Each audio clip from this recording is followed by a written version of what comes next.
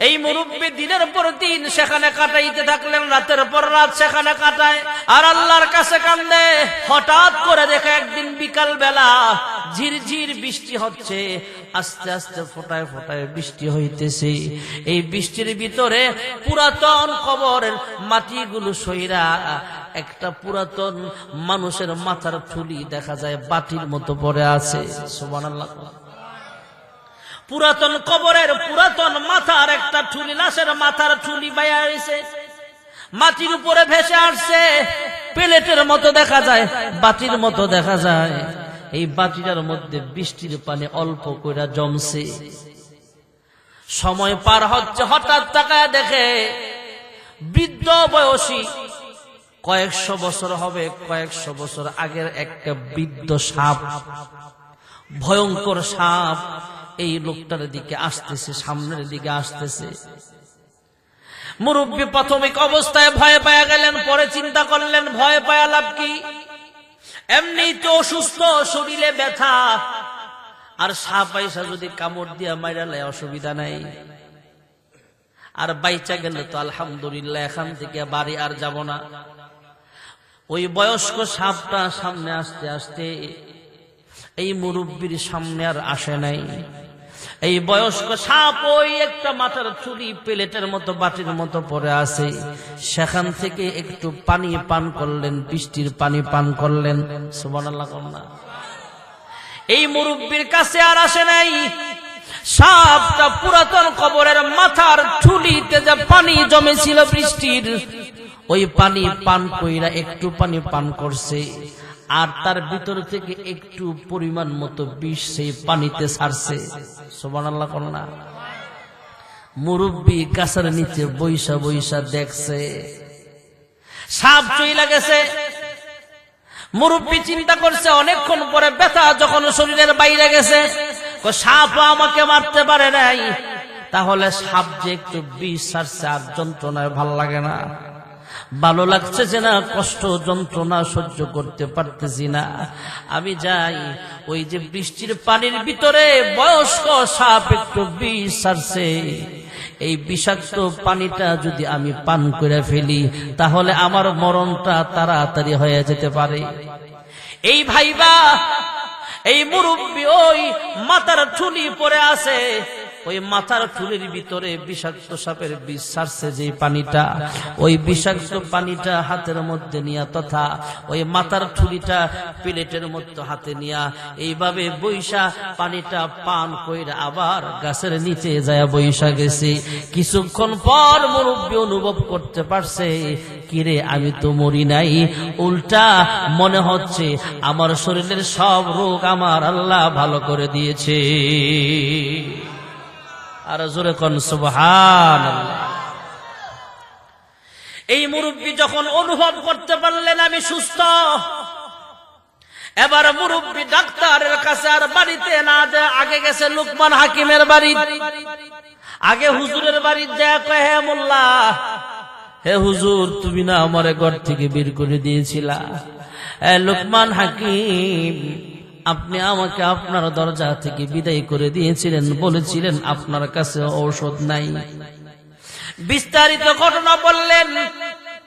ঘটনা শোনার পরে লুকমান হাকিম ডাক দিয়া কয়, হ্যাঁ চাচা, আমি তো এ কথা বলি নাই যে আপনার মরণ হয়ে যাবে, এ কথা বলি নাই যে কোথাও আপনার ঔষধ নাই, শিফা নাই।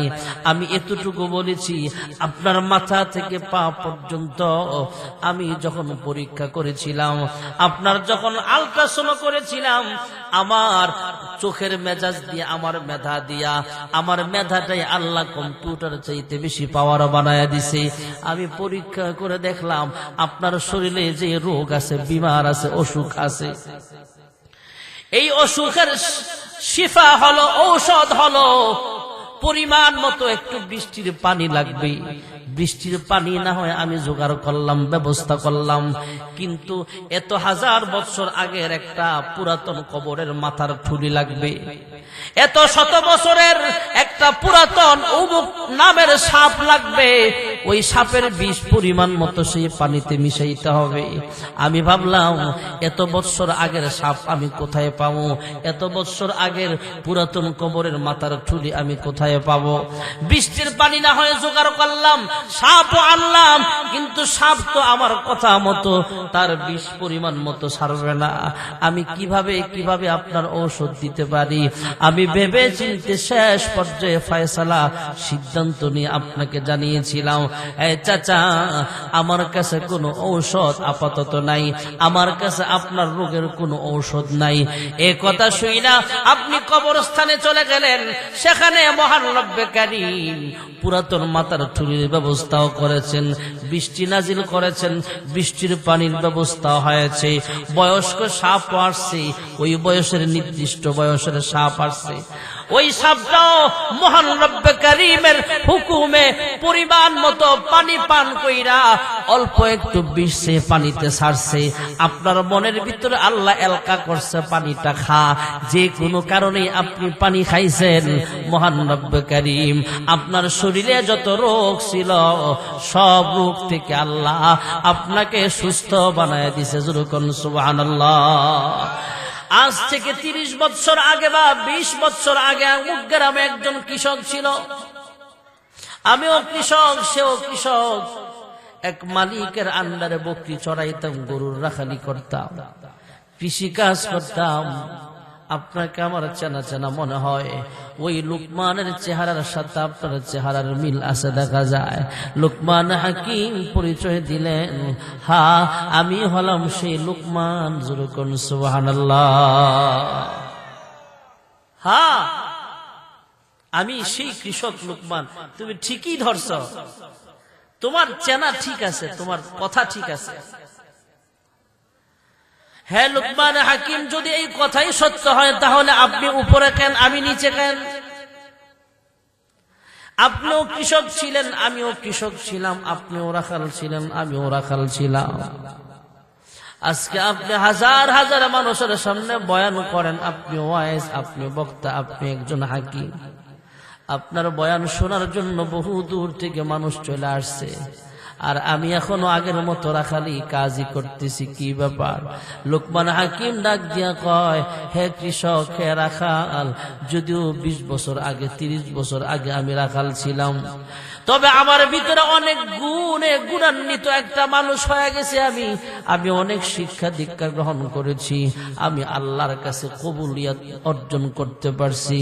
আমি আল্লাহর জিকির করি, নামাজ পড়ি, রোজা রাখি, আমি আল্লাহর ইবাদত করি সব সময়। এমন কিছু গুণ আমার ভিতরে আছে, যে গুণগুলো যদি তোমার ভিতরেও থাকে, তোমাকেও মহান রব্বে কারীম সব চাইতে দামি বানায় দিবে। হযরত লুকমান হাকিম কয়, আমার ভিতরে যে গুণগুলা আছে, গুণ তোমার ভিতরে আইনা দেহ, তুমিও দামি হয়ে যাইবা। হযরত লুকমান হাকিম শুধু মানুষের মাঠে বয়ান করতেন এমন নয়, হযরত লুকমান হাকিম মাঝে মাঝে পরিবার সদস্য যারা আছে, ছেলে মেয়ে বিবি বাচ্চাদেরকে সামনে নিয়ে আওয়াজ করতেন। সুবহানাল্লাহ। আমাদের কয়জন আছি ঘরে গিয়ে আওয়াজ করে? পাওয়া যায় না। নিজে হাজি, নামাজি, মুসল্লি, রোজাদার, নিজে মসজিদের সামনের কাতারের মুসল্লি, কিন্তু ওনার বিবি নামাজ পড়ে না, ছেলে মেয়ে নামাজ পড়ে না, এমন মুসল্লি সামনের কাতারেরও আছে না নাই? বাজ্যে বলে না যে আমি মসজিদে যাই, তোমরাও নামাজ পড়ো। এটা দাওয়াত। শুধু হুজুররা ওয়াজ করবে, হুজুররাই ওয়াজ করবে এমন না, আপনিও ওয়াজ, আপনি ঘরে ওয়াজ করেন। সন্তানকে বলেন, হ্যাঁ সন্তান নামাজ পড়ো। যখন কুরুবুল বালেগ হয়ে যাবে, 10 বছর 12 বছর বয়স হয়ে যাবে, হে ছেলে মেয়ে, তোমরা যদি নামাজ না পড়ো আমার ঘর থেকে বের হয়ে যাও। ধমক দেওয়ার পরও যদি নামাজ না পড়ে বেত্রাঘাত করবেন। এরপরও যদি শাসন না মানে, নামাজ না পড়ে ঘর থেকে বের করে দেন, বিছানা আলাদা করে দেন, অসুবিধা নাই। নামাজের ব্যাপারে কোনো ছাড় নাই, পর্দার ব্যাপারে কোনো ছাড় নাই। মেয়েকে ওয়াজ করেন, তুমি যদি পর্দা না মেনে চলো আমার ঘরে ভাত নাই। কারণ পর্দা করা ফরজ। মেয়ে যদি পর্দা না করে বাপও জাহান্নামে যাবে। আমার বিবি যদি পর্দা লঙ্ঘন করে আমিও এর কারণে জাহান্নামে যাওয়ার কারণ হয়ে যেতে পারে। আমার ছেলে যদি নামাজ না পড়ে আমারও এই কারণে জাহান্নামে যাওয়া লাগতে পারে। এই জন্য শুধু মাহফিলের ওয়াজ শুনবো আর করবো এমন নয়, ঘরে যায়া বিবি বাচ্চাদেরকে ওয়াজ করতে হবে। যখন ঘর থেকে বের হয়ে মসজিদের দিকে রওনা হবেন, ঘরের সদস্যদেরকে বলে দিবেন, ছেলে যদি বড় থাকে বা ছোট থাকে মসজিদে যাওয়ার উপযুক্ত হয় এরে নিয়ে আপনি মসজিদে যান। বাকি মহিলাদেরকে বলে দিবেন, তোমরা নামাজ পড়ো, আমি মসজিদে গেলাম, তোমরা নামাজ পড়া রেডি করো খাবার দাবার, আমি জোহরের নামাজ পড়ে আইসা খানা খামো। এটার নাম দাওয়াত। সুবহানাল্লাহ। ومن أحسن قولا ممن دعا إلى الله وعمل صالحا وقال إنني من المسلمين।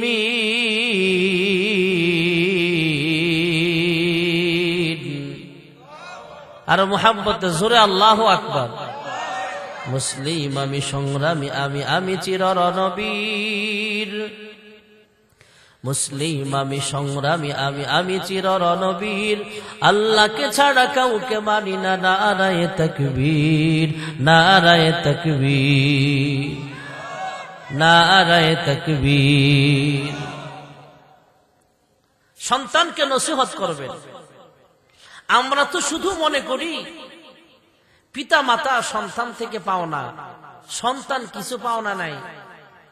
ছেলে মেয়ে জন্ম দিলাম, বড় হয়েছে, রিক্সা চালায়, কামাই করে, রাজনীতি করে, ধান্দা করে, সান্দা করে, গোশ খায়, সুদ খায়, যা করুক অসুবিধা কি? ছেলে তো মাশাআল্লাহ ভালো, 5 তলা বিল্ডিং 10 তলা বিল্ডিং এর মালিক।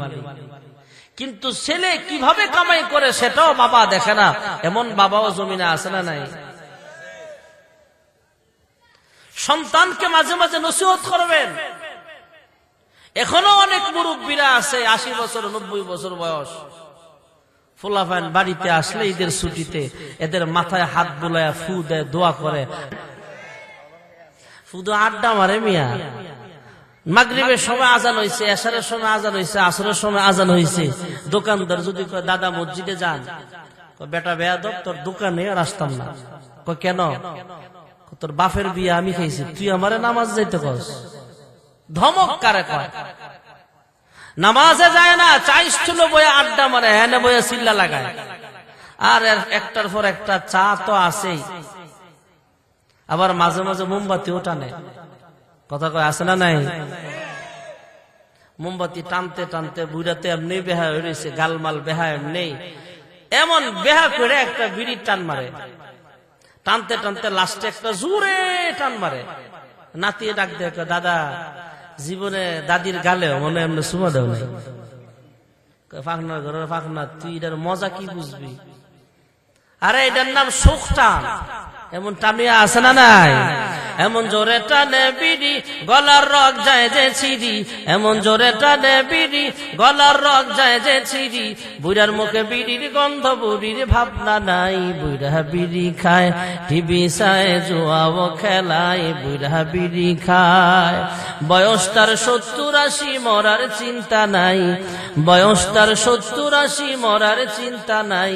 বুড়া বিড়ি খায়, টিভি চায়, জুয়াও খেলায়, বুড়া বিড়ি খায়। ঠিক কিনা? চাচা ভালো হয়ে যান, ভালো হইতে পয়সা লাগে না। যদিও হাসতেছেন, কথাটা কাজের। যেই সময়টা চাইস চলে বই আড্ডা মারেন, আপনার কম বয়সী কত মানুষ কবরের বাসিন্দা হয়ে গেছে। আপনার ছোট পোলার বয়সী, নাতির বয়সী কবরে চলে গেছে। আর আপনি চাইস চলে বয়ে বয়ে বিড়ি টানেন। একটু লজ্জা করেন আপনি? বাংলা বাজার বয়ে বয়ে বিড়ি টানে, মসজিদে যায় না, আড্ডা মারে বয়ে বয়ে। আড্ডা কারে কয়? রাতের 11টা-12টা বাজে, সাইজ চলের চা শেষ, দোকানদারি শেষ, মাগার আড্ডা শেষ হয় না। এমন আড্ডাবাজ আছে না নাই? যে সময়টা সেখানে কাটান, এই সময়টা মসজিদে কাটান, আল্লাহর ওলি হয়ে যাবে। হযরত লুকমান হাকিম মাঝে মাঝে সন্তানদেরকে নসিহত করতেন। এখনো ভালো মুরব্বী এখনো আছে যে মুরব্বীরা সন্তানদেরকে নসিহত করে। পিতামাতার যেমন হক আছে সন্তানেরও হক আছে ভাইয়েরা আমার। হযরতে ওমর ফারুক রাদিয়াল্লাহু তাআলা আনহুর জামানায় হযরত ওমর রাষ্ট্রপ্রধান, বিচারকের আসনে বসছেন। একজন মুরব্বী আয়েশা দাঁড়ায় কয়, হে ওমর ফারুক, হে রাষ্ট্রপ্রধান, হে বিচারক, হে জজ, আপনার কাছে আমি মামলা দিলাম। কি মামলা? কয় আমার ছেলে আমার খোঁজ খবর নেয় না, আমারে ভাত কাপড় দেয় না, আমার ছেলেটা আমার খোঁজ খবর রাখে না, আমার খেদমত করে না, আমার সন্তানের বিরুদ্ধে আমি মামলা দিলাম। ছেলেটাকে হাজির করা হলো, পুলিশ পাঠানো হলো, লোক পাঠায় ওমর ফারুক আদালতে হাজির করলেন। এক পাশে বাবা দাঁড়াইলেন, আরেক পাশে সন্তান দাঁড়ালেন। সন্তান আসামির কাঠগড়ায় দাঁড়ানো, আর বাবা হলেন সন্তানের বিরুদ্ধে মামলা দায়ের করেছে ওমরের আদালতে। হযরত ওমর ফারুক সন্তানকে জিজ্ঞেস করছেন, হে সন্তান, তোমার বাবা তোমার বিরুদ্ধে যে মামলা দায়ের করেছে, তোমার বাবা যে কথাগুলো বলেছেন এই কথাগুলো সত্য না মিথ্যা? জবাব দাও। ছেলেটা কাঠগড়ায় দাঁড়ায়, আসামির কাঠগড়ায় দাঁড়ায় বলে, হে ওমর ফারুক, হে রাষ্ট্রপ্রধান, হে মহামান্য আদালত, হে মহামান্য বিচারক, আপনার কাছে আমি একটা প্রশ্ন করতে চাই। আপনার প্রশ্নের জবাব দিব পরে, আমার প্রশ্নের জবাবটা চাই আমি আগে। সুবহানাল্লাহ বলেন না? ওমরে ফারুকের মতো লোকরা থামায়া কয়, আপনার প্রশ্নের জবাব পরে, আমার প্রশ্নের জবাব আগে। হযরত ওমর সুযোগ দিলেন, চান্স দিলেন, ঠিক আছে বলো, তোমার কিছু বলার থাকলে তুমি আমার কাছে বলতে পারো। যুবক আসামির কাঠ গড়ায় দাঁড়ানো যুবক ডাক দিয়া কয়, হ্যাঁ মহামান্য আদালত, শুধু বাবা সন্তান থেকে পাবে, পিতামাতার হক আছে, বিষয়টা কি এমন নাকি?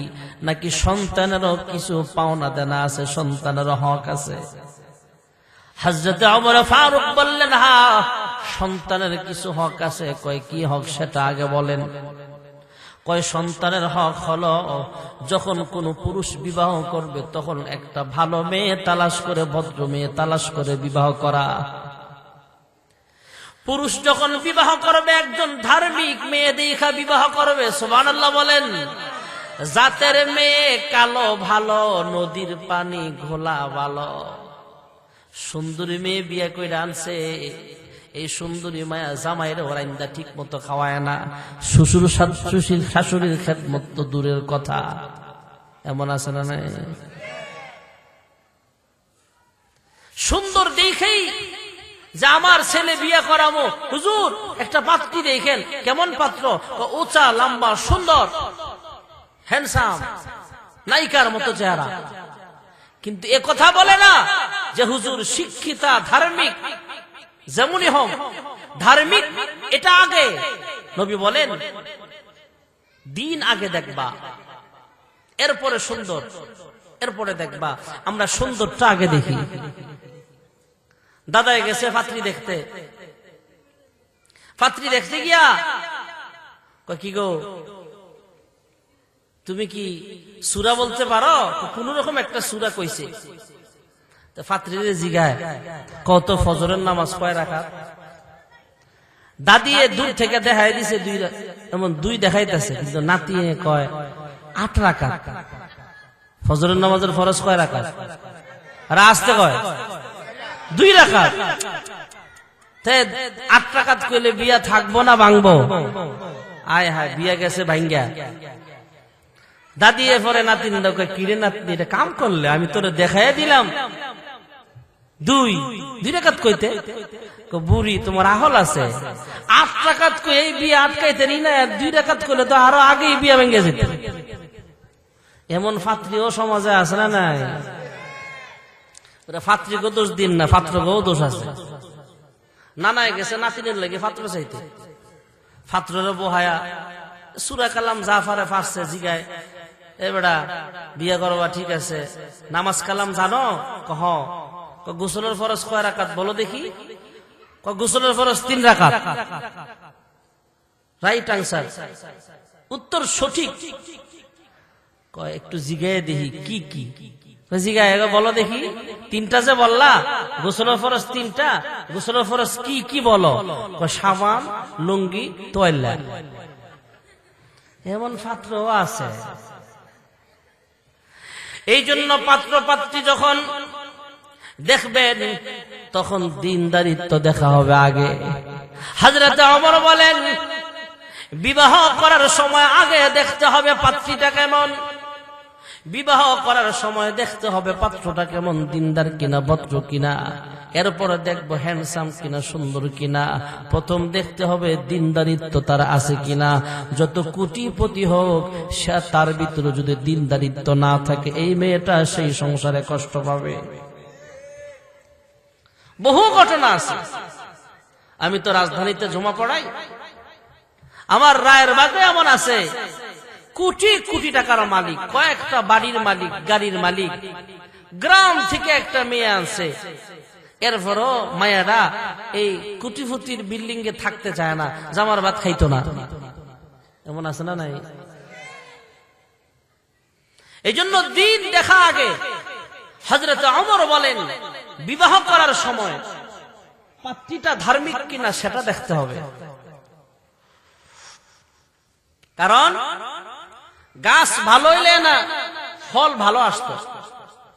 মাঝে মাঝে আপনাকে মোগরাপাড় চৌরাস্তায় তো এমন পাওয়া যায়, আর থাকতেও পারে, শহরে বেশি এটা। মেয়ে যা সাজছে এর চেয়ে ডাবল সাজ সাইজা বের হয় মা। কোনটা চুরি কোনটা ফুরি বুঝাও যায় না, আছে না নাই? কোনটা মাইয়ার মা এটা বোঝা যায় না। এরপরে দেখা গেছে মায়ের প্রস্তাব না দিয়া মায়ের মা রে প্রস্তাব দিয়া বলে, এমন আছে না নাই? বহু আছে। পরে 5 জনের মা 6 জনের মা আবি ইস্তেফলার লগে বাইজ্ঞা দিনাজপুর জায়গা, এমন আছে না নাই সমাজে? বেপরদার কারণে। জাতের মেয়ে কালো ভালো, যুবকেরা শুধু সুন্দর খোঁজো। এই সুন্দর বউরা 3 মাইয়া হওয়ার পরে, 3 ফোলা হওয়ার পরও আরেকজনের সাথে জায়গা। একদিন আমার সাথে এক ছেলে আইসা পরামর্শ করতেছে, হুজুর বিয়ে করতে চাই অমুক ফ্যামিলির মেয়েটাকে। আমি খোঁজ নিয়ে দেখলাম মেয়েটা ভালো না। যখন বলছি ভালো হবে না তোমার জন্য, তারপরও পাগল বিয়ে করবই। লাস্টে হেরে অন্যভাবে বুঝালাম, শোন মেয়ে দেখতে সুন্দর, পরিবার পয়সাওয়ালা, কিন্তু মেয়েটার চরিত্র ভালো না। এমন মায়া মনে হয় সোনারগাঁও নাই, তা বলেন আছে না নাই? একটা সুন্দরী মেয়ে যদি চরিত্রহীন হয়, এর কারণে গ্রামের শত শত যুবক নষ্ট হয়। এমন নজির আমাকে বাংলাদেশে অহরহ আছে। এজন্য মেয়েদেরকে চরিত্রবান বানানো, ছেলেদেরকেও চরিত্রবান বানানো। বিয়ের ক্ষেত্রে চরিত্রবান নেককারিনী একজন ভদ্র ঘরে মেয়েটাও দেখতে হবে, ফ্যামিলিটাও দেখতে হবে। এরপরে এমন দিকে বিবাহ করলে যদি ভালো ফলের আশা করা যায়। এই কথাটাই ওমর বলেন, বিবাহের ক্ষেত্রে দিনদার পাত্রী খুঁজতে হবে। সুবহানাল্লাহ বলেন। হযরত ওমর ফারুক আরো বললেন, সন্তানের হক শোনো। যখন সন্তান ভূমিষ্ঠ হবে, মায়ের গর্ভ থেকে দুনিয়ার জমিনে আগমন করবে, তখন ডান কানে আজান দেওয়া, বাম কানে একামত দেওয়া, এটা সন্তানের হক। আমরা অনেকেই ডান কানে আজান বাম কানে একামত দিতে চাই না, মনেও থাকে না। ডান কানে একামতের, ডান কানে আজানের শব্দগুলো শোনায়া দেওয়া, বাম কানে একামতের শব্দগুলো শোনায়া দেওয়া। সন্তান ছেলে হোক বা মেয়ে হোক, আকিকা দেওয়া এটা একটা সুন্নতের আমল যদি তৌফিক হয়। আর গুরুত্বপূর্ণ হক হলো, সন্তানের বয়স যখন 7 দিন হবে, তখন সন্তানের একটা ভালো নাম রাখা। বহুত ভালো নাম আছে। সন্তানের নাম রাখেন আব্দুল্লাহ, সন্তানের নাম রাখেন আহমদ, সন্তানের নাম রাখেন ফাতেমা, সন্তান মেয়ে হলে নাম রাখেন খাদিজা, মাইমুনা। এমন ভালো ভালো নাম পৃথিবীতে আছে না না? মাঝে মাঝে কিছু নাম শুনলে হাসি উঠে।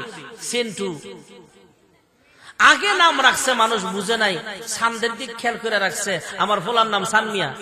হযরতে লুকমান হাকিমও সন্তানদেরকে নসিহত করতেন, আমরাও সন্তানদেরকে নসিহত করা লাগবে। সন্তানের হক ওমর বলতেছেন, ওমর নিজে বলতেছেন, আসামির কাঠ গড়ায় দাঁড়ানো আসামি প্রশ্ন করছে, ওমর জবাব দিচ্ছেন।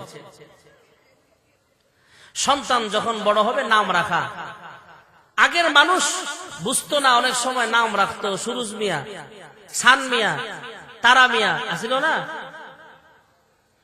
দেখতে কালো আছে, সমস্যা নেই, রাখছে ওরা, চাঁদের সাথে মিলিয়ে রাখছে। দেখতে কালো নাম রাখছে সুন্দর আলী, দেখতে সুন্দর নাম রাখছে কালামিয়া, এমন আছে না? আর কিছু তো আনকমন নাম, সেন্টু, পিন্টু, পপি। এরপরে এক ফোলা জিগেলাম তোমার নাম কি? পাপ্পু। আরে পাপ্পু মানুষের নাম হয় নাকি? হুজুর, হুজুর আমার ফোলাটার নাম পাপ্পু রাখছি, দেখেন তো কেমন। তো হুজুরে জবাব দেয়, ইমাম সাহেব জবাব দেয়, হ্যাঁ আমেরিকার মানুষ কুকুরের বাচ্চা লালন পালন করে, তো কুকুরের বাচ্চারা এরা ডাক দেয় পাপ্পু কাম হিয়ার। নাম অনেক সুন্দর, নাম রাখবেন দেখা দেখা, অর্থ বুঝা, হুজুরদের জিজ্ঞেস কইরা। হযরত ওমর ফারুক রাদিয়াল্লাহু তাআলা আনহু আরো বললেন,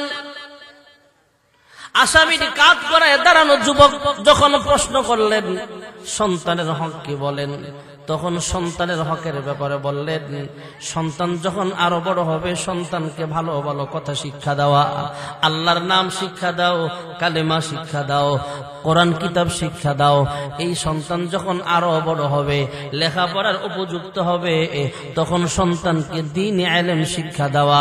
আপনাদের এই মাদ্রাসা আব্দুল্লাহ ইবনে আব্বাস রাদিয়াল্লাহু আনহু মাদ্রাসার মতো আমাদের সোনারগাঁয়ের পরমসর্দি মাদ্রাসা, উলুকান্দি মাদ্রাসা, বাড়ি মজলিস মাদ্রাসা সহ, আমিনা খাতুন মাদ্রাসা সহ বাংলাদেশে বহু মাদ্রাসা এমন আছে যে মাদ্রাসাগুলোতে দ্বীন শিক্ষা দেওয়া হয়। এই দ্বীন শিক্ষা দেওয়া এটা সন্তানের হক। যেরকম সুবহানাল্লাহ। ওই আসামির কাজ করে দাঁড়ানো যুবক ডাক দিয়া কয়, হে ওমর ফারুক, হে খলিফা, হে মহামান্য বিচারক, আমার বাবা একটা হক আমার আদায় করে নাই। মা, আমার মাটাও ভালো মানুষ না। আমার বাবা বিবাহ করার ক্ষেত্রে ধার্মিক দিকে বিবাহ করে নাই। আমার জন্মের পরে ডান কানে আজান, বাম কানে একামত দেয় নাই। 7 দিনের দিন আমার নাম একটা ভালো রাখে নাই।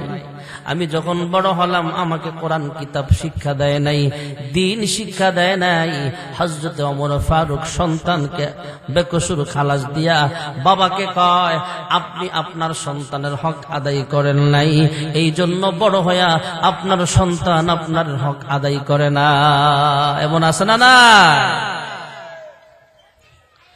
আমরা তো সন্তানকে শিক্ষাও দেই না, সন্তানকে নসিহত করি না। ভাইরা আমার, হযরতে লুকমান হাকিম তার সন্তানদেরকে প্রথম নসিহত করলেন, লা তুশরিক বিল্লাহ, হে সন্তান, আল্লাহ তাআলার সাথে তোমরা শরীক করিও না। সন্তানকে কয়, হে সন্তান, আমার রিজিকের মালিক হলেন আমার আল্লাহ, আমার হায়াতের মালিক আল্লাহ, আমার লাইফের মালিক হলেন আমার আল্লাহ, আমার মরণ দেওয়ার মালিক আল্লাহ, আমার সব কিছুর মালিক আল্লাহ। গাছ বানাইছেন আল্লাহ, মাছ বানাইছেন আল্লাহ, আমার রিজিকের ব্যবস্থাও আমার আল্লাহ করেছেন, আমার অক্সিজেনের ব্যবস্থাও আমার আল্লাহ করেছেন। না চাইতেই যা নিয়ামত আমার আল্লাহ দিয়েছেন, সে রবের ইবাদত করবা, ওই রবের সামনে মাথা নত করবা, ওই রবের সাথে কাউকে শরীক করবা না। আমরা ইবাদত করব একমাত্র, জোরে বলেন কার? হযরত মূসা আলাইহিস সালামের জামানায় একজন পাগল রাস্তার ধারে বসে আল্লাহকে ডাক দিয়া কয়, আল্লাহ, তোমার যদি সামনে পাইতাম তোমার সুন্দর কইরা সাবান দিয়া গোসল করায়া দিতাম, তোমার যদি সামনে পাইতাম দলুনি দিয়া ডইলা সাবান মাইখা তোমার শরীরটা সুন্দর কইরা ধুইয়া দিতাম। তোমারে গোসল করাইতাম, সুন্দর কইরা তোমার মাথায় সরিষার তেল দিয়া দিতাম। সুবহানাল্লাহ কন্যা। আল্লাহ কি গোসল করে? কথা বলেন, আল্লাহ কি সরিষার তেল ব্যবহার করে? পাগল বয়, আল্লাহ তোমার যদি পাইতাম সুন্দর কইরা সাবান দিয়া ডইলা ডইলা সুন্দর কইরা ময়লাগুলো শরীরের পরিষ্কার কইরা দিতাম। আয় আল্লাহ তোমার যদি সামনে পাইতাম গোসলের পর শরীরটা গামছা দিয়া মুইসা সুন্দর করে তেল মাইখা দিতাম, আমার হাতের চিরুনি দিয়া তোমার মাথার চুলগুলো সুন্দর কইরা আশ্রয় দিতাম। সুবহানাল্লাহ কন্যা।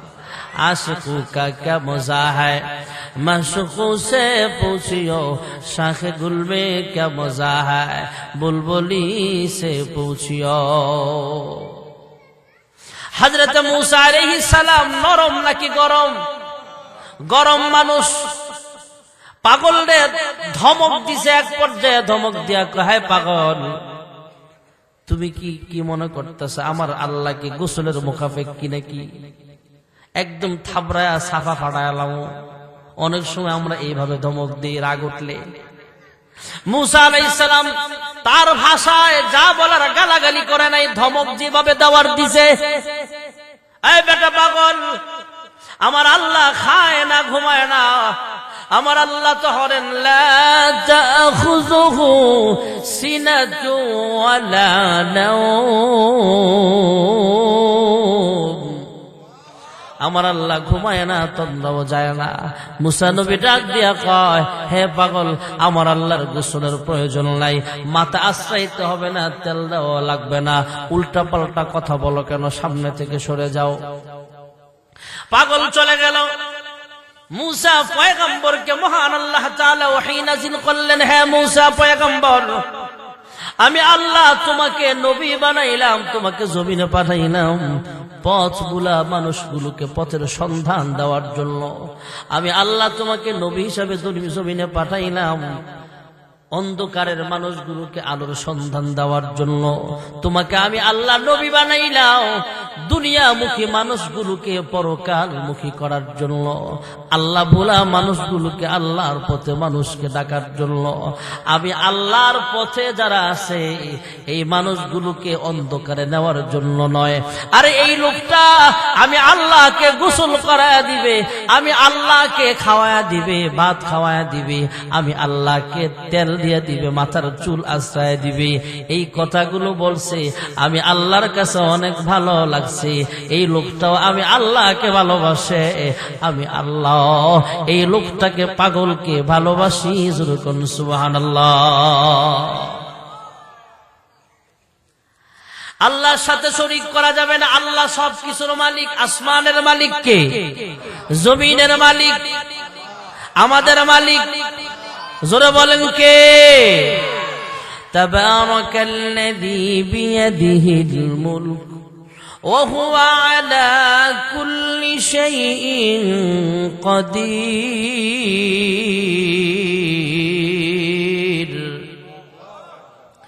হযরত লুকমান হাকিম আলাইহিস সালাম বলতেছেন, হে সন্তান, আল্লাহ তাআলার হাতে সমস্ত ক্ষমতা, সমস্ত পাওয়ার। রাজনৈতিক জীবনেও আল্লাহর সাথে শরীক করবা না, আন্তর্জাতিক জীবনেও আল্লাহ তাআলার সাথে শরীক করবা না, ব্যক্তিগত জীবনেও আল্লাহ তাআলার সাথে শরীক করবা না। এই কপালটা আল্লাহর কুদরতি পায়ে সেজদা দিবা, মাজারে ঠেকাইবা না, অন্য মূর্তির সামনে মাথা নত করবা না। আমাদের দেশে এমন পীর আছে যে পীরের পায়ে মুরিদরা সেজদা দেয়, আছে না? না,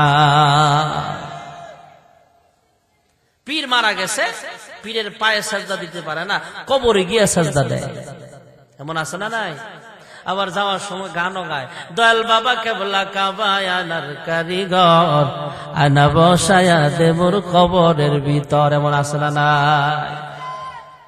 এটাকে আমরা মাঝে মাঝে আপডেট করে বলি, তোমার বাবা ভণ্ড বাবা, তোর বাবা ভণ্ড বাবা, লাগে আমার ডর, ফেরেশতারা গুরজু মারবে কবরের ভিতর বাবারে। ঠিক না বেঠি? কলা গাছ খায় জিরে। আমাকে বাংলাদেশের কিছু কিছু মুসলমানের ইমান খাইছে ভণ্ড পীরে, আছে না? জোরে বলে। আল্লাহর কুদরতি পায়ে সাজদা করবা, আমরা যারা মুরব্বী আছি, আমরা যারা বাবা আছি, সন্তানদেরকে বলবো মাজারে যায় সাজদা করবা না, পীরের পায়ে সাজদা করবা না, মসজিদে যাও, আল্লাহ তাআলার কুদরতি পায়ে তোমরা সাজদা করবা। লুকমান হাকিম নসিহত করছেন, লা তুশরিক বিল্লাহ, আল্লাহ তাআলার সাথে তোমরা শরীক করবা না, তথা আল্লাহর প্রতি ঈমান আনা, কালেমার প্রতি দাওয়াত দিয়েছেন। জোরে করুন সুবহানাল্লাহ। হযরত ইব্রাহিম পয়গম্বর আলাইহিস সালাম চন্দ্র দেখা মানুষকে শোনায়া শোনায়া বলতেছে, দেখো চন্দ্র উঠছে, আবার একটু পরে ডুইবা গেছে, এটা আমার খোদা হতে পারে না। যারা সূর্য পূজা করে এদের সামনে যায় কয়, সূর্য উঠছে আবার বিকাল বেলা ডুইবা গেছে, এটা খোদা হতে পারে না। মূর্তি নিজের হাতে বানায়া মূর্তির সামনে আমরা মাথা নত করবো কেন? মূর্তি কোনদিন ভগবান খোদা হতে পারে না, আল্লাহ হতে পারে না, সৃষ্টিকর্তা হতে পারে না। যে আল্লাহ আসমান বানিয়েছেন, যে আল্লাহ চন্দ্র বানাইছেন, যে আল্লাহ সূর্য বানিয়েছেন, যে আল্লাহ আমার হায়াতের মালিক, যে আল্লাহ আমার মরণ দেওয়ার মালিক, যে আল্লাহ আমার রিজিক দেনেওয়ালা, তিনি হলেন রব্বুল আলামিন। সে আল্লাহর পায়ে সিজদা দেওয়া আমাদের দায়িত্ব। জোরে করুন সুবহানাল্লাহ। ঈমানের দাওয়াত দিয়েছেন। এর পরের আয়াতে বলতেছেন, ইয়া বুনাইয়া আকিমিস সালাতা ওয়া আমুর বিল মা'রুফি ওয়ানহা আনিল মুনকার ওয়াসবির আলা মা আসাবাক ইন্না যালিকা মিন আজমিল উমুর। লুকমান হাকিম তার সন্তানকে আরো নসিহত করলেন, হ্যাঁ সন্তান, নামাজ কায়েম করবা। নামাজ কায়েম করার অর্থ শুধু নিজে নামাজ পড়া এমন নয়, নিজে নামাজ পড়বা, অন্যকে নামাজের পথে দাওয়াত দিবা, এটা হলো নামাজ কায়েম। নামাজ কায়েম করো, নামাজ আদায় করো, কারণ 5 ওয়াক্ত নামাজ আমাদের উপরে আল্লাহ ফরজ করেছেন। নামাজের ভিতরে রবের গোলামিটা সম্পূর্ণ হয়। জোরে করুন সুবহানাল্লাহ। লম্বা চূড়া নামাজের বয়ান করার সময় নাই, শুধু এই কথাটা বলি, নামাজের ভিতরে অন্যান্য ইবাদত নিহিত আছে। সুবহানাল্লাহ। কম গোসলের ফরজ লুঙ্গি, সাবান, তোয়াইল্লা, এটা শিখাইলেছিলাম না, এখন আসলটা শিখা যাব। বলবেন গোসলের ফরজ 3টা, এটা মাদ্রাসায় শিখানো হয়, মাদ্রাসায় ভর্তি করাই দিবেন সব পোলাবেন। তাহলে গোসলের ফরজ 3টা, কয়টা? গড়গড়া শহীদ কুলি করা, নাকে পানি দাও, সমস্ত শরীর, মাশাআল্লাহ। ওযুর ফরজ 4টা, এটাও মাদ্রাসায় শিখায়। মুখমণ্ডল, দুনো হাতের কনুই সহ, মাথা, দুনো পায়ের, মাশাআল্লাহ মাশাআল্লাহ, পারফেক্ট জবাব। যাক, ছাত্র দেখতে এলে বিয়ে মিস হইতো না।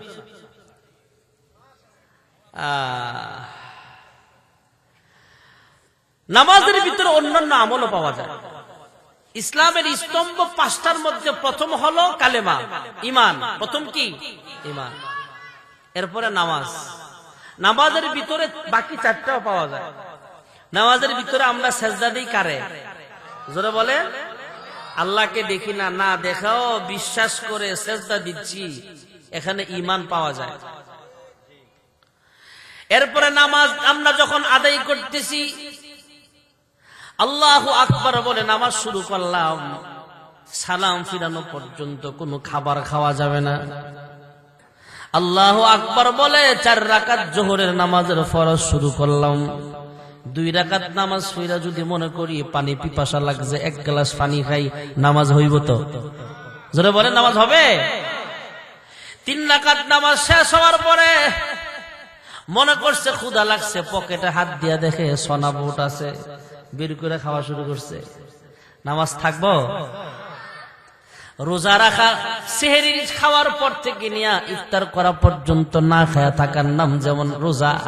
আর নামাজ আল্লাহু আকবার বলে তাকবীরে তাহরিমা বলে নামাজ শুরু করলাম, নামাজের সালাম ফিরানো পর্যন্ত কোনো খাবার পানীয় পান করা যাবে না। স্ত্রীর সাথেও নামাজের ভিতরে যায় দেখা করার সুযোগ নাই। রোজার যে হুকুম, নামাজের সালাম ফিরানো পর্যন্ত সেই হুকুম নামাজের ভিতরে রোজাও পাওয়া গেছে। যেরকম সুবহানাল্লাহ। এবার বলবেন হুজুর হজ ইসলামের কথা বুঝতেছেন না? আমার ইসলামের খুঁটির মধ্যে একটা খুঁটি কি? হজ। বলেন, হজ কি বাংলাদেশে বৈশা করা যায় না মক্কা যাওয়া লাগে? মক্কায় যাওয়া লাগে। বলবেন হুজুর মক্কায় গিয়া হজ করা লাগে, আর আপনি কইতেছেন নামাজের ভিতরে হজ পাওয়া যায়। হ্যাঁ, মক্কাতুল মুকাররমার পূর্ব দিকে আমরা যারা আছে, আমরার কিবলা হলো পশ্চিম দিকে। মক্কার পশ্চিমে যারা আছে এদের কিবলা হলো পূর্ব দিকে। মক্কার উত্তরে যারা আছে এদের কিবলা দক্ষিণ দিকে। মক্কার দক্ষিণ পাশে যারা আছে কিবলা হলো উত্তর দিকে। পৃথিবীর যেখানে আমরা নামাজ আদায় করি, আমরা যখন নামাজে দাঁড়াই তখন বলি ইক্তাদাইতু বিহাযাল ইমাম মুতাওয়াজ্জিহান ইলা জিহাতিল কাবাতিশ শরীফাতি আল্লাহু আকবার। আমরা যেখানেই দাঁড়াই কাবাকে সামনে রাইখা নামাজে দাঁড়াই, জোরে কোন সুবহানাল্লাহ। আরো হজ করার পন্থা আছে। হে নওজোয়ান যুবক ভাইয়েরা আমার, আপনাদের ঈদগাহ মাঠে আসছিলাম না আগে, সেখানে মা বাবার ওয়াজ করতে বলছিলাম, ওয়াজ করছিলাম সেখানে পিতা মাতার হক সম্পর্কে। ওই আসাক ভাই ছিল সেখানে, পিতা মাতার হক সম্পর্কে সেখানে আলোচনা করেছিলাম। সেখানেও বলেছিলাম কেউ যদি পিতা মাতার চেহারার দিকে নেক নজরে তাকায়, কবুল হজ করার সব তার আমল নামায় লেখা হয়ে যায়। সুবহানাল্লাহ, রাজুরে কন্যা। আল্লাহর কোন বান্দা বান্দি যদি নিজের ঘর থেকে ওযু বানায়া শুক্রবার জুমার দিন সুন্দর পোশাক, নিজের সাধ্য মতো পবিত্র পোশাকটা পরিধান কইরা জুমার উদ্দেশ্যে জামে মসজিদের দিকে রওনা হয়ে যায়, আল্লাহর হাবিব রাহমাতুল লিল আলামিন বলেন উম্মত কেউ যদি জুমার নামাজের দিকে রওনা হয়ে গেল, আল্লাহ তাআলা তার দিকে তাকায় থাকে, ফেরেশতারাও তাকায় থাকে, কারণ সে মসজিদের পথে রওনা হয়ে গেছে। আল্লাহর কোন বান্দা বান্দি যখন মসজিদের দিকে রওনা হয়ে যাবে, যারা জুমার মুসল্লি বাড়ি থেকে রেডি হয়ে মসজিদের পথে রওনা হয়ে গেল, সে যেন ইহরামের কাপড় পইরা বাইতুল্লাহর পথে রওনা হয়ে গেছে। যেরকম সুবহানাল্লাহ। এই জন্য শুক্রবার গরিবের জন্য হজের দিন বলা হয়। সুবহানাল্লাহ জোরে কন্যা। এখন বলবেন হুজুর বাড়ির মহিলারা তো আর মসজিদে যাইতো না, মহিলারা ঘরের ভিতরে জোহরের নামাজ আদায় করবে, জুমার নামাজের সওয়াব পাওয়া যাবে। আমরা পুরুষ মানুষ মসজিদে যাই, কিন্তু মহিলারা তো মসজিদে যায় না। আমরা পুরুষ মানুষ জানাজার নামাজে যাই, মহিলারা তো আর যেতে পারে না। আজকেও আপনাদের মাহফিল ওয়াদা রক্ষার্থে আমি আসলাম। আমার আপন খালু আজকে মারা গেছে, এশারের পরে জানাজা হয়েছে। শুধু আপনাদের ওয়াদা রক্ষার্থে আসতে হলো। সালাউদ্দিন মেম্বার সাহেব আরো অনেকে মহাব্বত করেন, আগেও তো 2 বার আসছি মনে হয় গ্রামে। আমার ভাই, খালাতো ভাই যারা আছে এরাও আলেম, আমার ভাই বকরিপতি এরাও আলেম, সবাই জানাজায় থাকবে, কিন্তু ওয়াদা রক্ষার্থে আমি আপনাদের মাঝে চলে আসলাম। ভাইরা আমার, বন্ধুরা আমার, জানাজার নামাজ যখন হয় তখন পুরুষরা যায়, মহিলারা তো আর যায় না। মহিলাদের ভিতরে যদি এমন নিয়ত থাকে, 5 ওয়াক্ত নামাজি মহিলাদের এমন নিয়ত যদি থাকে, আল্লাহ আমার বেড়া বানাইলে, পুরুষ বানাইলে জানাজায়ও যাইতাম, ঈদগাহেও যাইতাম, আল্লাহ তাআলা এই সমস্ত মহিলাদের আমল নামায় ঈদের নামাজের সওয়াব, জানাজার নামাজের সওয়াব অটোমেটিক লেখা দিবে। আর জোরে কও। তাহলে হজের আমলটা নামাজের ভিতরে আছে না নাই? এবার রয়ে গেল যাকাত। কি বলেন? বলেন যাকাত। বলবেন হুজুর হজটা মিলাইলেন বুঝলাম, কিন্তু যাকাতটা কেমনে মিলাইবেন? হ্যাঁ, আচ্ছা 5 ওয়াক্ত নামাজ পড়তে সময় লাগে না? কথা বলেন, সময় লাগে। আমরা যারা মোটামুটি ধীরে ধীরে নামাজ পড়ি আমাদের একটু সময় বেশি লাগে, আর যারা একটু স্পিডে নামাজ পড়ে 4G গতিতে এরা একটু কম লাগে। শুধু 4G, এখন 5G নামাজও বাইর হইছে, এমন নওয়াজে আছে না নাই? আমি 2 রাকাত পড়তে পড়তে 8 রাকাত ছয়রা বাড়িয়া জায়গা এমন আসেনিও। আরে 4G 5G গতিতে নামাজ চলতেছে, আলহামদুলিল্লাহ রাব্বিল আলামিন ওয়ালাদ-দালিন আমিন, আল্লাহু আকবার। এমন নওয়াজি, আরে বাবা কি গতি রে ভাই নামাজে। নরমালি নামাজ পড়তে 101 ঘন্টা সময় লাগে, 1 থেকে 101 ঘন্টা সময়। আমার যেটা প্রশ্ন জবাব দিবেন সেটা হলো, আপনি সারা দিনে 24 ঘন্টায় 1 ঘন্টা 1.5 ঘন্টা সময় আপনি নামাজে ব্যয় করলেন। এই 1.5 ঘন্টা সময় রিক্সা চালাইলে, অটো চালাইলে অন্তত 100 টাকা অত ইনকাম হইতো, হইতো না? 100 টাকা যাকাত দিলে, আল্লাহর রাস্তায় ব্যয় করলে যে সবটা পাইতেন, এই ইনকাম না কইরা যে নামাজে সময়টা কাটাইলেন, আল্লাহ ওই সৎকার সবটা আপনাকে দিয়ে দিবেন। ঈমান, রোজা, হজ, যাকাত এই সবগুলো নামাজের ভিতরে পাওয়া যায়। সুবহানাল্লাহ বলেন। ইয়া বুনাইয়া আকিমিস সালাতা ওয়া আমুর বিল মা'রুফ ওয়ানহা আনিল মুনকার ওয়াসবির আলা মা আসাবাক ইন্না যালিকা মিন আজমিল উমুর।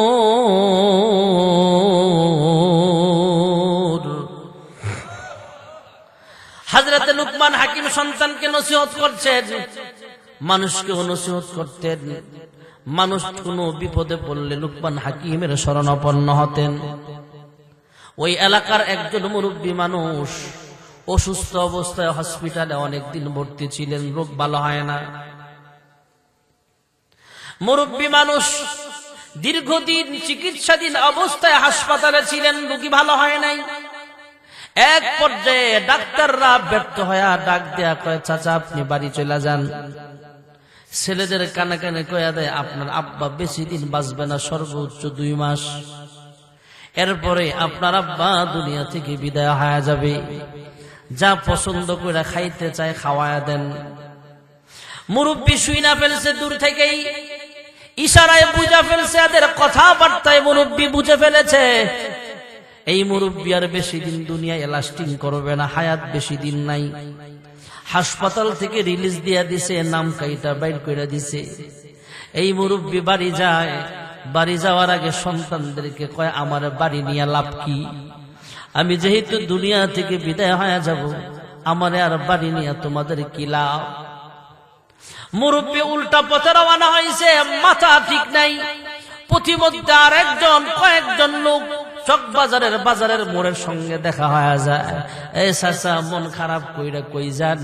কয় আমি আর বাড়ি থাকবো না, কোথাও থাকবো না, অন্য দেশে চলে যাবো। আমার ভালো লাগে না। কয় কেন ভালো লাগে না? অনেকদিন চিকিৎসা করো, আমার রোগ বালা মুসিবত ভালো হয় নাই। হসপিটাল থেকে আমার নাম কাইটা পাঠায়া দিছে, রিলিজ দিয়া দিছে। আমি চইলা আসলাম। 2 মাস বা 1.5 মাস পরে আমার মরণ হয়ে যাবে। চকবাজারের সেই কয়েকজন লোক ডাক দিয়া কয়, শেষমেশ একটা পরীক্ষা কইরাই দেখেন। কয় কি পরীক্ষা? কয় শুনছিলাম অমুক এলাকায় একজন বড় আলেম আছে, যে আলেমের নাম হলো লুকমানে হাকিম। জুরকুন সুবহানাল্লাহ। হে চাচা, হসপিটাল থেকে চলে আসছেন, অসুবিধা নাই। লুকমান হাকিমের কাছে যায় দেখেন কোন চিকিৎসা পান কিনা। এই মুরব্বী ঠিকানা অনুযায়ী লুকমান হাকিমের কাছে যায় সালাম দিলেন। দরওয়াজার সামনে দাঁড়ায় সালাম দিলেন। লুকমান হাকিম সালাম গ্রহণ কইরা মেহমানকে ঘরে ঢুকাইলেন। লুকমান হাকিম মুরব্বীর কথা জিজ্ঞেস করছেন, মুরব্বী আপনার কি অবস্থা, কেন আসছেন, কোথা থেকে আসছেন, খোঁজ খবর নিলেন। মুরব্বী বিস্তারিত ঘটনা তার কাছে বর্ণনা করলেন। হ্যাঁ লুকমান হাকিম, এলাকার কয়েকজন মিলে আপনার ঠিকানা দিল, আপনার কাছে আসলাম। আমি হাসপাতাল ফেরত রোগী, আমার ডেট ওভার, আমার দুনিয়াতে আর বাঁচার বেশি দিন বাকি নাই। চিকিৎসায় আমার রোগ ভালো হচ্ছে না, রোগ দিনের দিন গাঢ় হচ্ছে, আরো বাড়তেছে। আপনার কাছে কোন চিকিৎসা থাকলে আপনি চেষ্টা করে দেখতে পারেন।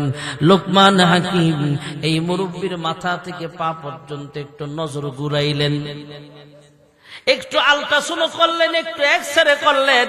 নজর ঘুরায়া ডাক দিয়া কয়, হ্যাঁ চাচা আপনার যে রোগ, এই রোগের ঔষধ আমার কাছেও নাই। এই কথা শোনার পরে চাচা মিয়ার মন ভালো হইব না খারাপ হইব? চাচার মন আরো ভীষণ খারাপ হয়ে গেল। লুকমান হাকিম যখন বলেছেন লুকমান হাকিমের কাছেও নাই, তাহলে আর আমার বাঁচার কোনো উপায় নাই, বের হয়ে চলিয়া গেছে। বাড়ির দিকে রওনা। বাড়ির কাছাকাছি যায় চিন্তা করলেন 1 মাস 2 মাস বাঁচমু, এই কারণে আর বাড়ির যে আমার কি লাভ, যেহেতু মরার পরে গুরুস্থানে আমাকে দাফন করা হবে। বিশাল গুরুস্থান, বিশাল কবরস্থান। কবরস্থানে বড় বড় গাছ আছে, গাছের ছায়ার নিচে বৈশা সময় কাটাই। মরলে এখানে মানুষ আইসা দাফন করে চলে যাবে। এই মুরব্বী দিনের পর দিন সেখানে কাটাইতে থাকলেন, রাতের পর রাত সেখানে কাটায় আর আল্লাহর কাছে কান্দে। হঠাৎ করে দেখে একদিন বিকাল বেলা ঝিরঝির বৃষ্টি হচ্ছে, আস্তে আস্তে ফোটায় ফোটায় বৃষ্টি হইতেছে। এই বৃষ্টির ভিতরে পুরাতন কবরের মাটিগুলো সইরা একটা পুরাতন মানুষের মাথার থুলি দেখা যায় বাটির মতো পড়ে আছে। সুবহানাল্লাহ। পুরাতন কবরের পুরাতন মাথার একটা ঠুলি, লাশের মাথার ঠুলি বাইয়া হইছে, মাটির উপরে ভেসে আসছে। প্লেটের মতো দেখা যায়, বাটির মতো দেখা যায়। এই বাটিটার মধ্যে বৃষ্টির পানি অল্প কইরা জমছে। সময় পার হচ্ছে, হঠাৎ তাকায় দেখে বৃদ্ধ বয়সী, কয়েকশো বছর হবে, কয়েকশো বছর আগের একটা বৃদ্ধ সাপ, ভয়ঙ্কর সাপ এই লোকটার দিকে আসতেছে, সামনের দিকে আসতেছে। মুরব্বী প্রাথমিক অবস্থায় ভয় পায়া গেলেন, পরে চিন্তা করলেন ভয় পায়া লাভ কি, এমনি তো অসুস্থ, শরীরে ব্যথা, আর সাপ আইসা যদি কামড় দিয়া মাইরালে অসুবিধা নাই, আর বাইচা গেলে তো আলহামদুলিল্লাহ, এখান থেকে বাড়ি আর যাব না। ওই বয়স্ক সাপটা সামনে আসতে আসতে এই মুরব্বীর সামনে আর আসে নাই। এই বয়স্ক সাপ ওই একটা মাথার চুরি প্লেটের মতো বাটির মতো পড়ে আছে, সেখান থেকে একটু পানি পান করলেন, বৃষ্টির পানি পান করলেন। সুবহানাল্লাহ। এই মুরব্বীর কাছে আর আসে নাই। সাপটা পুরাতন কবরের মাথার ঠুলিতে যে পানি জমেছিল বৃষ্টির, ওই পানি পান কইরা একটু পানি পান করছে, আর তার ভিতর থেকে একটু পরিমাণ মতো বিষ সেই পানিতে ছাড়ছে। সুবহানাল্লাহ। না, মুরব্বী গাছের নিচে বৈশা বৈশা দেখছে সাপ চইলা গেছে। মুরব্বী চিন্তা করছে, অনেকক্ষণ পরে ব্যথা যখন শরীরের বাইরে গেছে, সাপ আমাকে মারতে পারে নাই, তাহলে সাপ যে একটু বিষ ছাড়ছে আর যন্ত্রণায় ভাল লাগে না, ভালো লাগছে যে না, কষ্ট যন্ত্রণা সহ্য করতে পারতেছি না, আমি যাই। ওই যে বৃষ্টির পানির ভিতরে বয়স্ক সাপ একটু বিষ ছাড়ছে, এই বিষাক্ত পানিটা যদি আমি পান করে ফেলি, তাহলে আমার মরণটা তাড়াতাড়ি হয়ে যেতে পারে। এই ভাইবা এই মুরব্বী ওই মাথার ঠুলি পরে আছে, ওই মাথার ঠুলির ভিতরে বিষাক্ত সাপের বিষ ছাড়ছে যে পানিটা, ওই বিষাক্ত পানিটা হাতের মধ্যে নিয়া, তথা ওই মাথার ঠুলিটা প্লেটের মধ্যে হাতে নিয়া এইভাবে বৈশা পানিটা পান কইরা আবার গাছের নিচে যায় বৈশা গেছে। কিছুক্ষণ পর মুরব্বী অনুভব করতে পারছে, কিরে আমি তো মরি নাই, উল্টা মনে হচ্ছে আমার শরীরের সব রোগ আমার আল্লাহ ভালো করে দিয়েছে। আর জোরে কোন সুবহানাল্লাহ। এই মুরব্বী যখন অনুভব করতে পারলেন আমি সুস্থ, এবার মুরব্বী ডাক্তারের কাছে আর বাড়িতে না যায়, আগে গেছে লুকমান হাকিমের বাড়ি। আগে হুজুরের বাড়ি যায়, কয় হে মোল্লা, হে হুজুর, তুমি না আমারে ঘর থেকে বের করে দিয়েছিলা, লুকমান হাকিম আপনি আমাকে আপনার দরজা থেকে বিদায় করে দিয়েছিলেন, বলেছিলেন আপনার কাছে ঔষধ নাই। বিস্তারিত ঘটনা বললেন। ঘটনা শোনার পরে লুকমান হাকিম ডাক দিয়া কয়, হ্যাঁ চাচা, আমি তো এ কথা বলি নাই যে আপনার মরণ হয়ে যাবে, এ কথা বলি নাই যে কোথাও আপনার ঔষধ নাই, শিফা নাই। আমি এতটুকু বলেছি, আপনার মাথা থেকে পা পর্যন্ত আমি যখন পরীক্ষা করেছিলাম, আপনার যখন আল্ট্রাসাউন্ড করেছিলাম, আমার চোখের মেজাজ দিয়ে, আমার মেধা দিয়া, আমার মেধাটাই আল্লাহ কম্পিউটার চাইতে বেশি পাওয়ার বানায়া দিছে। আমি পরীক্ষা করে দেখলাম আপনার শরীরে যে রোগ আছে, বিমার আছে, অসুখ আছে, এই অসুখের শিফা হলো, ঔষধ হলো পরিমাণ মতো একটু বৃষ্টির পানি লাগবে। বৃষ্টির পানি না হয় আমি জোগাড় করলাম, ব্যবস্থা করলাম, কিন্তু এত হাজার বছর আগের একটা পুরাতন কবরের মাথার ঠুলি লাগবে, এত শত বছরের একটা পুরাতন অমুক নামের সাপ লাগবে, ওই সাপের বিষ পরিমাণ মতো সেই পানিতে মিশাইতে হবে। আমি ভাবলাম এত বছর আগের সাপ আমি কোথায় পাবো, এত বছর আগের পুরাতন কবরের মাথার ঠুলি আমি কোথায় পাবো। বৃষ্টির পানি না হয় জোগাড় করলাম, সাপও আনলাম, কিন্তু সাপ তো আমার কথা মতো তার বিষ পরিমাণ মতো সারবে না। আমি কিভাবে আপনার ঔষধ দিতে পারি? আমি ভেবে চিনতে শেষ পর্যায়ে ফয়সালা, সিদ্ধান্ত নিয়ে আপনাকে জানিয়েছিলাম, এই চাচা, আমার কাছে কোনো ঔষধ আপাতত নাই, আমার কাছে আপনার রোগের কোনো ঔষধ নাই। এ কথা শুই না আপনি কবরস্থানে চলে গেলেন, সেখানে মহান রব্বে কারীম পুরাতন মাথার ঠুলির ব্যবস্থাও করেছেন, বৃষ্টি নাজিল করেছেন, বৃষ্টির পানির ব্যবস্থা হয়েছে, বয়স্ক সাপ আসছে, ওই বয়সের নির্দিষ্ট বয়সের সাপ আসছে। ওই সাপটাও মহান রব্বে কারীমের হুকুমে পরিমাণ মতো পানি পান কইরা অল্প একটু বিষ সে পানিতে ছাড়ছে। আপনার মনের ভিতরে আল্লাহ এলকা করছে, পানিটা খা। যে কোনো কারণে আপনি পানি খাইছেন, মহান রব্বে কারীম আপনার শরীরে যত রোগ ছিল সব রোগ থেকে আল্লাহ আপনাকে সুস্থ বানায় দিছে। যেরকম সুবহানাল্লাহ। লুকমান হাকিম অসুস্থ মানুষ তার কাছে যায় শিফা হতেন, অসুস্থ মানুষ সুস্থ হইতেন, ঔষধ গ্রহণ করতেন। উনি যেভাবে বলতেন সেভাবে চললে রোগ আল্লাহ ভালো করে দিতেন। হযরতে লুকমান হাকিম যখন রাস্তা দিয়ে হাঁটতেন, গাছের জবান আল্লাহ তাআলা খুলিয়া দিয়েছেন, গাছ থেকে আওয়াজ আসতো, হে লুকমান হাকিম, এই গাছের পাতার মধ্যে আল্লাহ অমুক রোগের ঔষধ রাখছে, এই গাছের শিকড়ের মধ্যে আল্লাহ অমুক রোগের ঔষধ রাখছে। ফুল গাছের জবান থেকে আল্লাহ খুলিয়া দিতেন জবান, ফুল গাছ থেকে আওয়াজ আসতো, এই গাছের ফুলের মধ্যে আল্লাহ অমুক রোগের ঔষধ রাখছে, এই গাছের পাতার মধ্যে ঔষধ আছে, এই গাছের শিকড়ের মধ্যে ঔষধ আছে, এই গাছের লতা পাতার ভিতরে আল্লাহ অমুক রোগের ঔষধ রাখছে। যেরকম সুবহানাল্লাহ। হযরত লুকমান হাকিম শুধু মানুষের ময়দানে ওয়াজ করতেন না, সন্তানকে নসিহত করতেছেন, ইয়া বুনাইয়া লা তুশরিক বিল্লাহ। এক নম্বরের নসিহত, আল্লাহর সাথে শরীক করবা না। এরপরে বলতেছেন তুমি আল্লাহর ইবাদত করবা, ইবাদতের মধ্যে নামাজের ওয়াজটা আগে করলেন। এরপরে বললেন ওয়া আমরু বিল মারুফি ওয়ানহা আনিল মুনকার। এরপরে বললেন সৎ কাজের আদেশ করবা।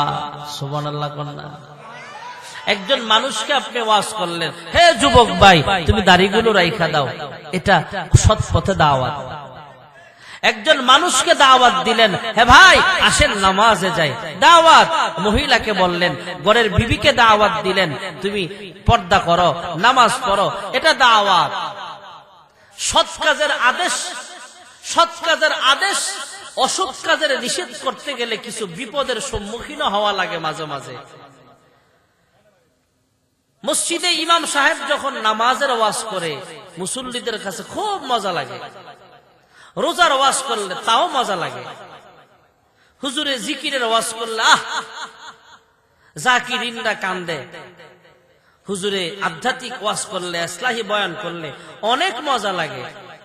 হুজুর যখন অ্যান্টিবায়োটিক দেয়, কয় ঘুষ খায়েন না, সুদ খায়েন না, সুদখোর ঘুষখোররার চুলকানি শুরু হয়ে যায়। হুজুর যখন বয়ান করে দুর্নীতি করেন না, রাস্তায় রডের বোতলে বাস দিয়েন না, তখনই আমাদের রাজনীতিবিদদের মাথা হেট হয়ে যায়। আছে না নাই?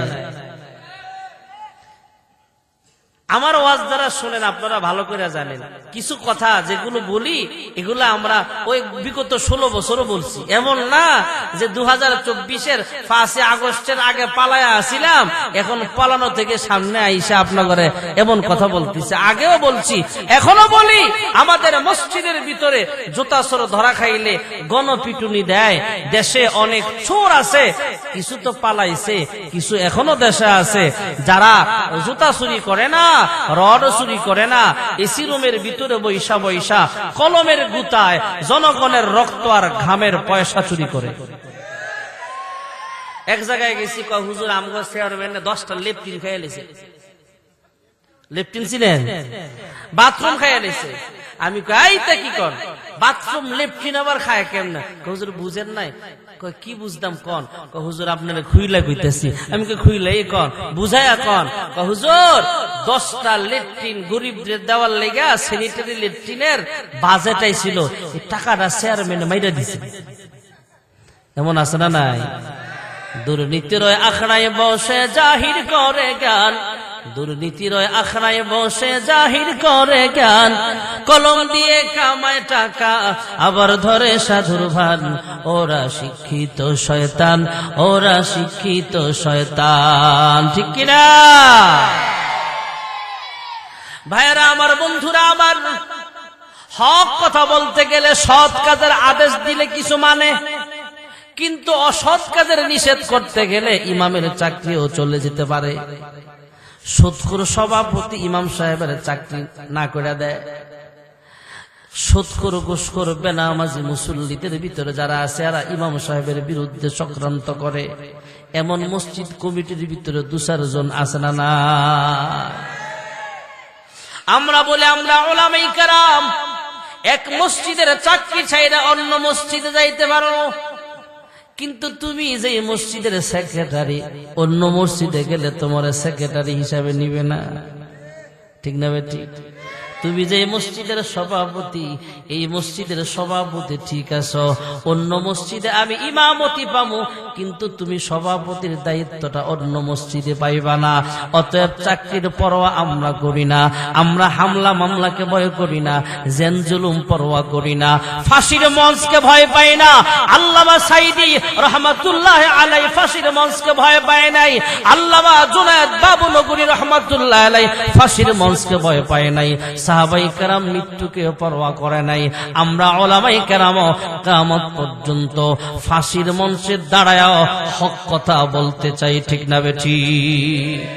কি হবে আলেম হয়ে ইমাম সেজে সমাজেতে, কি হবে আলেম হয়ে ইমাম সেজে সমাজেতে, যদি পারো সত্য কথা উচ্চ স্বরে না বলিতে। চাকরির ভয় করো যদি ছেড়ে দাও ওই না গদি, কি হবে ধোঁকা দিয়ে আল্লাহকে, কি হবে বেঁচে থেকে অযথা বিদ্যা শিখে, যদি না করতে পারো শোষণবিহীন সমাজটাকে। ঠিক কিনা? ওয়া'মুর বিল মা'রুফ ওয়ানহা আনিল মুনকার। লুকমান হাকিম সন্তানদেরকে নসিহত করছেন, হ্যাঁ সন্তান, সৎ কাজের আদেশ অসৎ কাজের নিষেধ করতে গেলে বিপদের সম্মুখীন হওয়া লাগতে পারে, হামলা হতে পারে, তোমার বিরুদ্ধে মামলা হতে পারে, তোমাকে জেলখানায় আবদ্ধ হওয়া লাগতে পারে, ফাঁসির কাস্টে ঝুলতে হওয়া লাগতে পারে, তোমাকে শহীদ হতে পারে। হে সন্তান, সৎ কাজের আদেশ করবা, অসৎ কাজের নিষেধ করবা।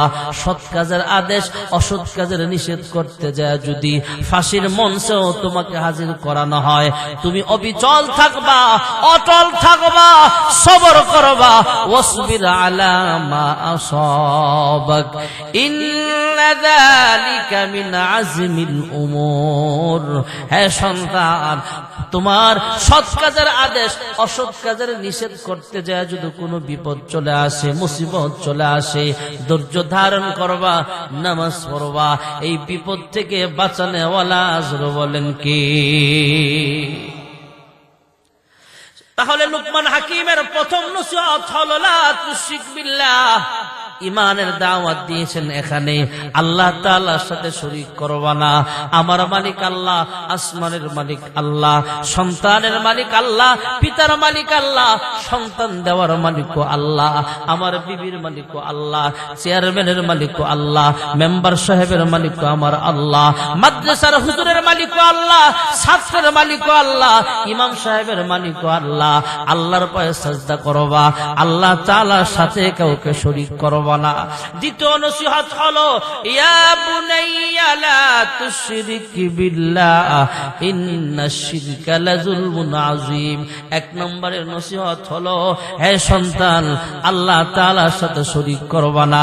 দ্বিতীয় নম্বরের নসিহত হলো ইয়া বুনাইয়া আকিমিস সালাতা ওয়া আমুর বিল মা'রুফ وانهى عن المنكر واصبر على ما أصابك إن ذلك من عزم الأمور। হযরত লুকমান হাকিম নসিহত করলেন, 2 নম্বরের নসিহত নামাজ পড়বা, নামাজ কায়েম করবা। 3 নম্বরের নসিহত হলো হে সন্তান, সৎ কাজের আদেশ করবা। 4 নম্বরের নসিহত হে সন্তান, তুমি অসৎ কাজের নিষেধ করবা। কেউ বয়া বয়া গাঞ্জা খাইতেছে, কয়েকজন মিললে একবার বাধা দিবা, বাধা না মানলে পিটাইবা। আছে না নাই? গাঞ্জাখোর মনে হয় সোনার গায়ের মধ্যে নাই।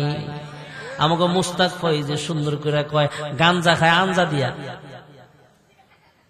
গাঞ্জা খায় আঞ্জা দিয়া। কয় খাইতে খাইতে খাইতে খাইতে কয় হুজুর আমাকে ফুলায় বাবা খায়। আরে বাবা কি? এক বাবা, রে বাবাটা হে আর এক বাবা খায়। বাবা ঘোর সমাজ আছে না নাই? বালা করে দিবেন, বালা করে 2-1টা সবগুলো নষ্ট করে। অসৎ কাজের নিষেধ এটাকেই বলে।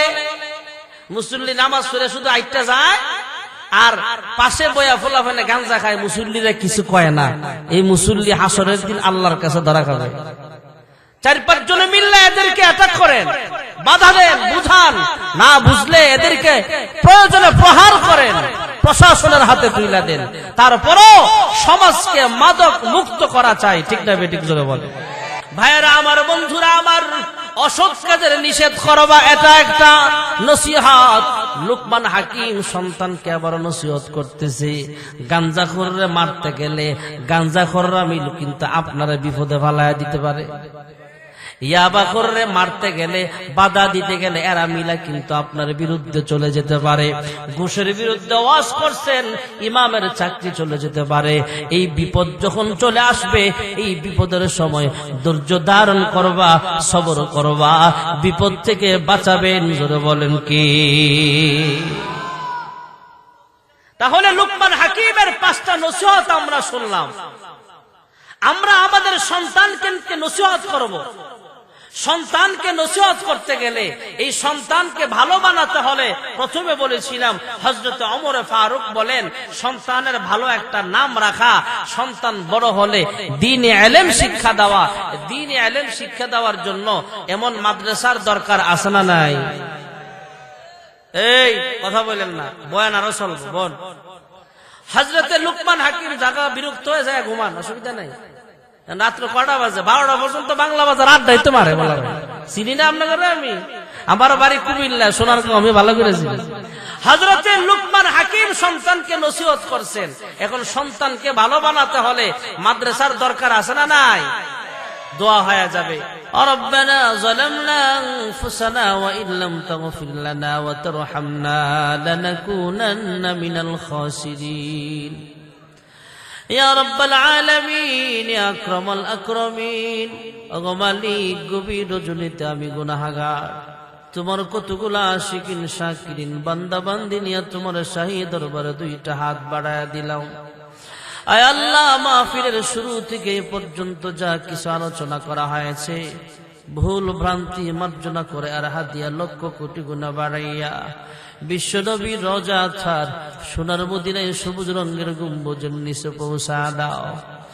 আয় আল্লাহ থেকে উসিলা করে বাবা আদম আলাইহিস সালাম থেকে এই মুনাজাত পর্যন্ত যারা পরিমাণ ঈমান নিয়ে যারা কবরের বাসিন্দা হয়ে গেছে প্রত্যেকের কবরের হাদিয়া গুলো পৌঁছা দাও। আয় আল্লাহ খাস করে আমরা যারা হাত বাড়াইলাম জানি না কে জানি মা দুঃখিনী হারাইয়া প্রাণের আব্বা জান হারায়া এতিমের মতো হাত বাড়াইছে গো আল্লাহ। জানি না গো মালিক কার মা বাবার কবরে জাহান্নামের সাপ কামড়াইতেছে। জানি না গো আল্লাহ কার মা বাবার কবরে জাহান্নামের আগুন দাও দাও করে জ্বলতেছে। আয় আল্লাহ তাদের পক্ষ থেকে মাফ চাই, ক্ষমা চাই। আজকের মাহফিলের উসিলায় তাদের কবরগুলো জান্নাতের বাগান বানিয়ে দাও। রব্বির হামহুমা কামা রব্বায়ানি সগীরা। আয় আল্লাহ আমরা গুনাহগার, তোমার নাম হলো গফফার। আমাদের অল্প নেকের দিকে তাকাইলে জান্নাতের আশা করতে পারি না। আমাদের গুনাহ বেশি, গুনাহের দিকে তাকাইলে জাহান্নাম ছাড়া চোখে দেখি না। আয় আল্লাহ আমাদের গুনাহের দিকে না তাকায়া তোমার রহমানুর রহিম নামের উসিলায় আমাদের সকলের জিন্দেগির সব গুনাহগুলো মাফ করিয়া দাও। আদর করিয়া মানুষ আল্লাহ বানায়া কেমনে দিবা জাহান্নামে ফেলিয়া। গুনার বোঝা মাথায় লয়া আমরা দেশ বিদেশে ঘুরি, কোন দিন জানি আজরাইলের হাতে ধরা পড়ি। কবরেরই আযাব যদি মানুষ দেখিত ঘরবাড়ি ছাড়িয়ার পাগল হইত। তুমি ছাড়া কারি কাছে আমরা করি বড় দাওয়াত, তুমি বিনে কে বুঝিবে মনেরই বেদন। তুমি যদি মাফ না করো আল্লাহ বান্দারে, বলো তোমার বান্দা যাবে কার কাছে। আয় আল্লাহ দুনিয়ার ভিক্ষুক এক দরজা থেকে ফিরাইয়া দিলে অন্য দরজায় যাওয়ার সুযোগ আছে। আমরা একমাত্র তোমার দরজার ভিখারি গো মাওলা, ফিরাইয়া দিও না, আমাদের আর যাওয়ার মতো কোনো জায়গা নাই। তুমি ছাড়া আমাদের মাফ করনেওয়ালা আর কেউ নাই, তুমি ছাড়া আমাদের রিজিক দেনওয়ালা আর কেউ নাই। আয় আল্লাহ হালাল রিজিকের খাজানা বুলন্দ করিয়া দাও। আমাদের সকলের জিন্দেগির সব গুনাহ খাতাগুলো মাফ করিয়া দাও। আয় আল্লাহ যারা টাকা দিয়া পয়সা দিয়া সুপরামর্শ দিয়া মাহফিলের ইন্তজাম করেছে, মাদ্রাসার খেদমত করতেছে, প্রত্যেকের মনের নেক আশাগুলো পূরণ করিয়া দাও। আয় আল্লাহ অনেক ছেলে মেয়ে বিবাহের উপযুক্ত আছে, নেককার পাত্র পাত্রীর ব্যবস্থা করিয়া দাও। আয় আল্লাহ অনেক বিবাহ করেছে কিন্তু সন্তান হয় না, তুমি আল্লাহ একমাত্র সন্তান দেওয়ার মালিক। নেক সন্তানের বাবা মা হিসেবে তুমি কবুল আর মঞ্জুর করিয়া নাও। রব্বি হাবলি মিনাস সালিহিন, রব্বি হাবলি মিনাস সালিহিন। আয় আল্লাহ জানি না আজকের মাহফিল কার জন্য জানি জীবনের শেষ মাহফিল হয়ে যাবে। আয় আল্লাহ কত মানুষ দুনিয়া থেকে বিদায় হয়ে যায়, আজকেও আমার খালু জান দুনিয়া থেকে বিদায় হয়ে গেল। আমরা অনেক মুরব্বী উলামায়ে কেরামদেরকে হারাইছি।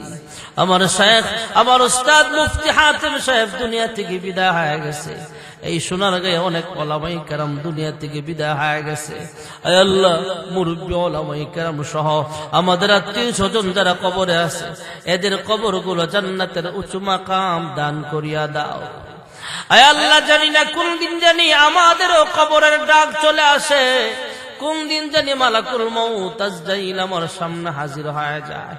আমার দেহ থেকে যখন রূহটা আলাদা হয়ে যাবে, কিছু মানুষ মাইকে আলান দিবে, কয়েকজন বাঁশঝাড়ের বাঁশ কাটবে, কয়েকজন কাফনের কাপড় প্রস্তুত করবে, মশারি টানায়া বড়ই পাতার গরম পানি দিয়া জীবনের শেষবারের মতো গোসল দিয়া দিবে, মার্কিন সাদা কাপড়ে পেঁচায়া আমাকে কবরের বাসিন্দা বানায়া দিবে। আয় আল্লাহ মার্কিন সাদা কাফনে জড়াইবার আগে ইহরামের দুইটা কাপড় জড়ায়া লব্বাইক লব্বাইক বলে বলে তোমার ঘর খানায় কাবার সামনে হাজিরা দেওয়ার তৌফিক নসিব করিয়া দাও। আয় আল্লাহ, মক্কার মানুষ কত ভাগ্যবান, মন চাইলে মক্কাতুল মুকাররমার সামনে হাজির হয়ে যায়। মদিনার মানুষ কত ভাগ্যবান, মন চাইলে মদিনাতুল মুনাওয়ারার সামনে হাজির হয়ে যায়। আমরা কপাল পোড়া ৬০০০ কিলোমিটার দূরের মানুষ, কিন্তু মন কান্দে বারবার মক্কায় যাইতে, মদিনায় যাইতে। আয় আল্লাহ, বারবার বারবার মক্কা মদিনার মেহমান হওয়ার তৌফিক সকলকে নসিব করিয়া দাও, হজ্জ মাবরুর নসিব করিয়া দাও। আয় আল্লাহ, অনেকে অসুস্থ, শিফায়ে কামেলা দান করো। অনেকে দোয়া চাইছে, মনের বাসনা নেক আশা পূর্ণ করো। আয় আল্লাহ, কামায় রোজগারে বরকত দান করো, হালাল রিজিকের খাজানা বুলন্দ করিয়া দাও। যারা ঋণগ্রস্ত, ঋণ পরিশোধ করার তৌফিক দান করে দাও। যাদের পেরেশানি আছে, পেরেশানি মুক্ত বানায়া দাও। আয় আল্লাহ, অনেকের পিতা মাতা দুনিয়াতে বেঁচে আছে, লম্বা নেক হায়াত দান করে দাও, সুস্থতার হায়াত দান করে দাও। সর্বপ্রকার বালা মুসিবত থেকে হেফাজত ফরমাও। এই মাদ্রাসার সকল হাজাত গায়বী খাজানা থেকে পূরণ করে দাও। সুবহান রাব্বিকা রাব্বিল ইজ্জাতি আম্মা ইয়াসিফুন وسلام على المرسلين والحمد لله رب العالمين وارحمنا معهم برحمتك يا أرحم الراحمين.